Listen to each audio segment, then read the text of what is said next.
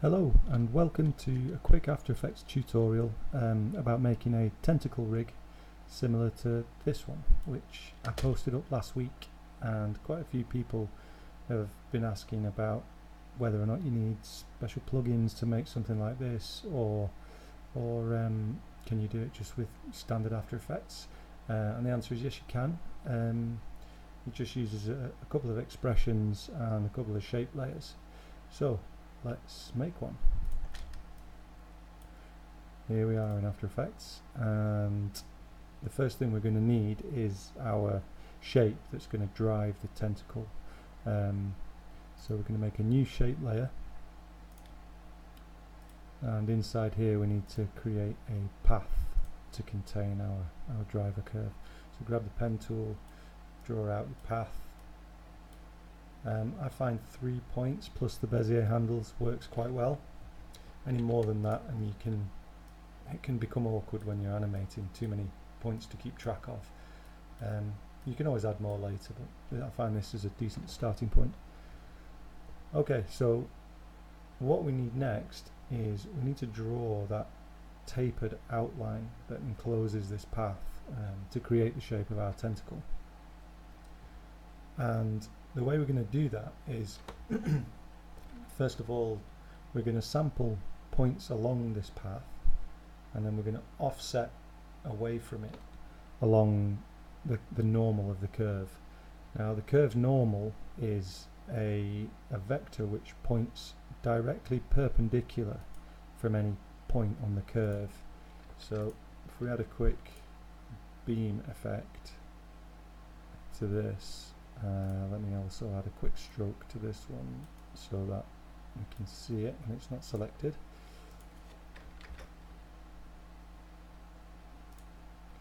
So the beam effect is going to illustrate our normal, as well as providing some 80s flair to this tutorial.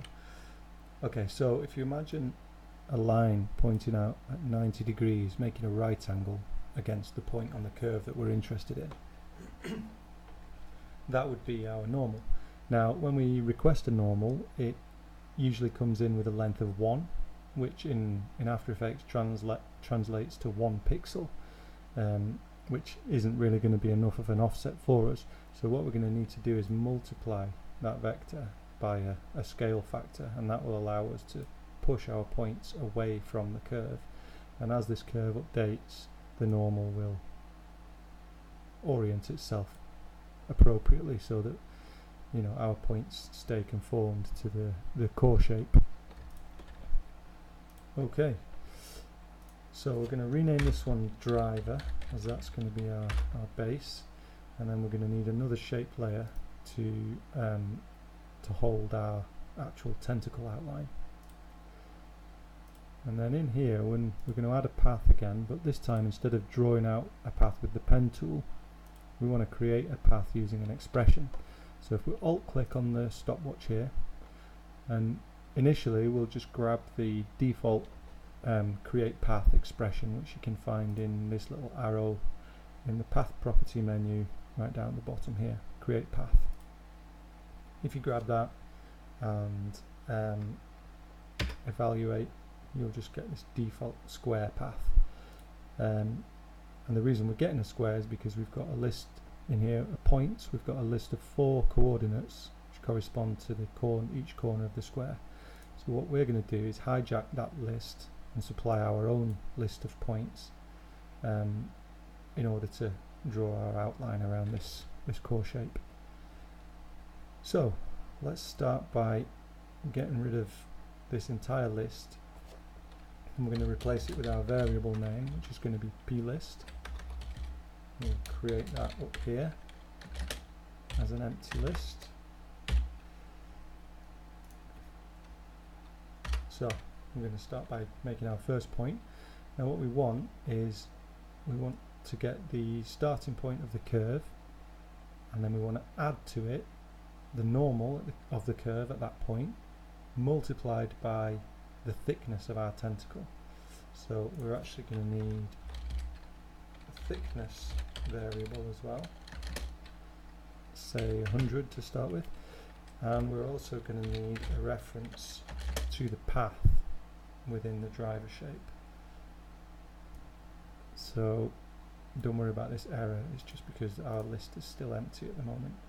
So we want to twirl down until we can see the path within the driver layer. Just scoot this up a little bit. And in our path variable, we're going to pick whip down to our driver path. It means that we don't have to type all of this in every time we want to talk about this path.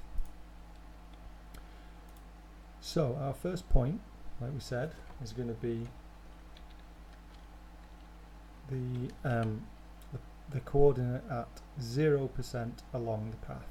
And the way we get that is by asking for path dot point on path, and then we give it the percentage along the path, which for our first point is going to be 0. So that will get us that point there. Now we want to add the normal to it, but before we add the normal, we want to multiply it by our thickness.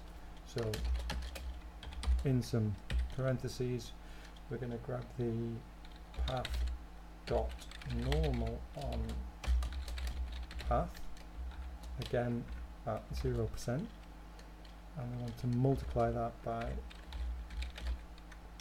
thickness. So that will give us the point, offset it by 100 times our normal. Okay, so what we're going to do is incrementally move along the path, adding these points. So if we copy it, we need a comma on the end, and then we can copy this one down. And this time we're going to go 0.2 or 0.2, and because we want to taper our tentacle, we don't want to add the whole of the thickness. We want to decrease the multiplier slightly. So under here we're going to go times 0.8. Okay, copy this one down. Just keep going in increments of 0.2, so adding 0.2 in here and in here, and removing 0.2 in here. Keep going down.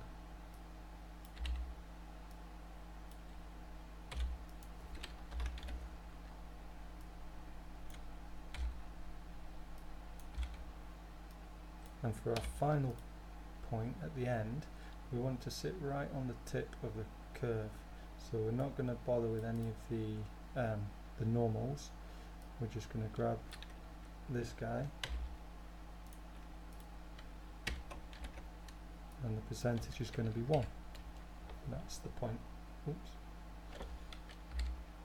That's going to give us this point right on the end of our path.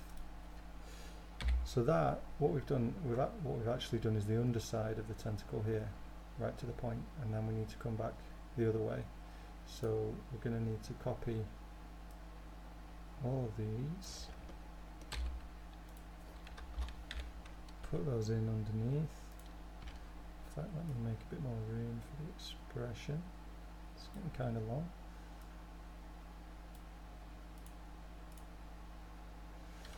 And so for the way back up, we're going to reverse the order of these. So this will be 0.8, and we want to, instead of multiplying by thickness this time, we want the negative of the thickness, because we want to push it in the opposite direction. So 0.6, 0.6 multiplied by thickness times negative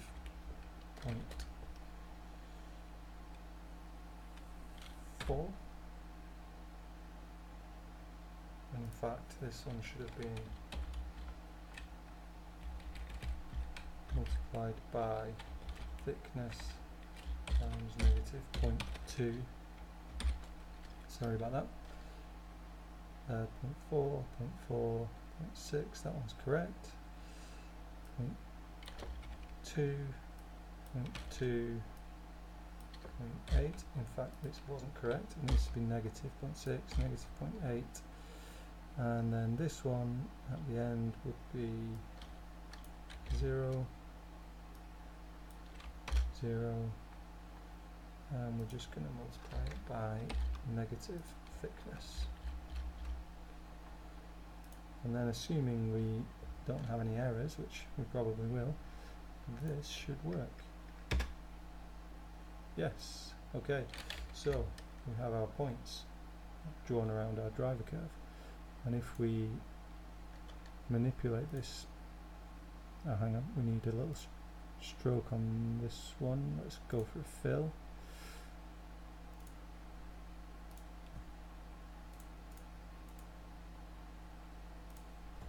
And then if we manipulate the driver curve, we should see our tentacle following along. Awesome.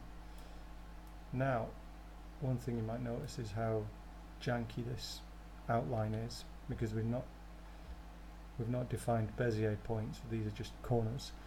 But luckily the shape layer has a handy little utility called round corners, so we can add one of those to our shape, increase this radius, and you should see it all smooth out nicely, so that now, oops, we don't get that jagged effect. And that is pretty much all there is to it. Now, for some of these extra bits that you can see on this version, I basically just duplicated the base tentacle. So the pink tentacle here is what you would use for the kind of the underside, and then for the tougher skin on the top, I duplicated the shape, and instead of offsetting the points on both sides of the curve, I only offset them on one.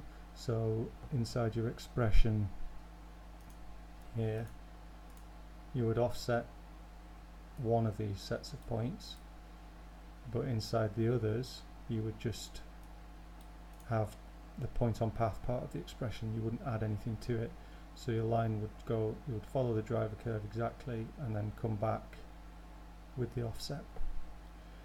Same for the little suckers, they were just ellipses, which are exactly the same thing. You specify a point along the path, you multiply the normal at that point to get your offset, and then that will allow your little suckers or scales or whatever to stick to the tentacle. So I hope that makes sense and is vaguely interesting to someone out there. I look forward to seeing what anyone comes up with. And yeah, let me know what you think. Leave me a comment. If this was useful, let me know. If you'd be interested in seeing more stuff like this in the future, yeah, just let me know. Okay, thanks for watching. See you soon.